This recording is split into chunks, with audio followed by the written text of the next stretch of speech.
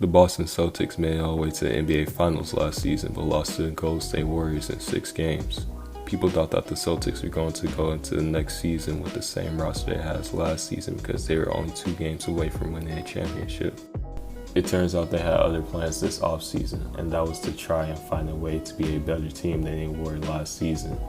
They've done exactly that by trading for Malcolm Brogdon, who is a floor general that can help handle the ball for the Celtics because they didn't really have a true point guard on their team. You could say that they had Marcus Smart and Payton Pritchard as their point guards, but Malcolm Brogdon is a better ball handler and facilitator than both those players. Brogdon is also a solid defender that can guard multiple positions on the perimeter due to him being 6'5".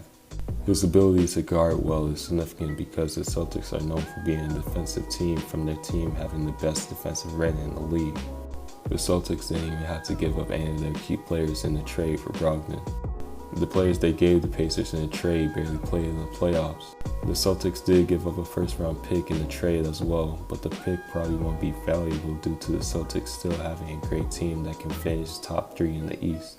I know that the Pacers are trying to rebuild and are looking for young players like Aaron Nesmith, who was part of the trade and draft picks. I just thought the Pacers could have gotten more in a trade for Malcolm Brogdon because of how talented his skill level is. The Celtics also managed to get Danilo Gallinari in free agency, who is a great role player. Gallinari did have 1 more year in his contract, but when he was traded to the Spurs in a deal for DeJounte Murray to go to the Hawks, he was then waived by the Spurs, and now he's headed to Boston. From the Celtics getting Malcolm Brogdon and Danilo Gallinari, it helps them have more rotation players on their team.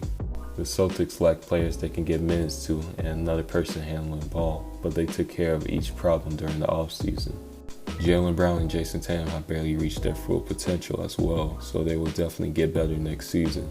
Another significant thing that people have forgotten about is that Robert Williams was injured during the playoffs.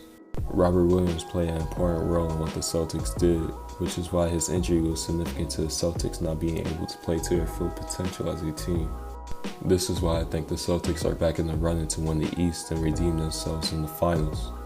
The Celtics made impactful signings and trades during the offseason while still keeping their same team together that made it all the way to the finals last season, which is why I can see the Celtics being able to get back to the finals and win another championship.